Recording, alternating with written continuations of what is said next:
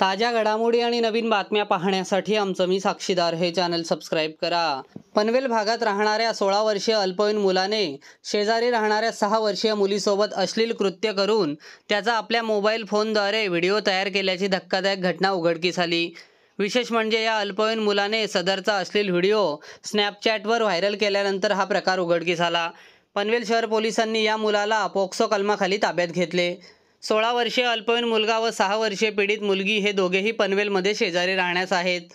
गत रविवारी 27 सप्टेंबर रोजी सायंकाळी 5:30च्या सुमारास या अल्पवयीन मुलाने घराबाहेर खेळत असलेल्या पीडित मुलीला घरी नेले। त्यानंतर त्याने पीडित मुलीसोबत अश्लील कृत्य केले। यावेळी अल्पवयीन मुलाने मोबाईल फोनद्वारे पीडित मुलीसोबत अश्लील कृत्य करतानाचा व्हिडिओ तयार केला। त्यानंतर तो व्हिडिओ स्नॅपचॅटवर टाकून व्हायरल केला। व्हायरल झालेला व्हिडिओ पीडित मुलीच्या आईपर्यंत पोहोचल्यानंतर तिने पनवेल शहर पोलीस ठाण्यात धाव घेतली आणि अल्पवयीन मुलाविरोधात तक्रार दाखल केली।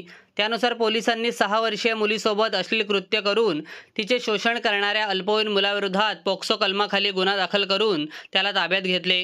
तसेच त्याला कर्जत येथील बाल न्याय मंडळासमोर हजर केले। या प्रकरणी पोलीस अधिक तपास करत आहेत।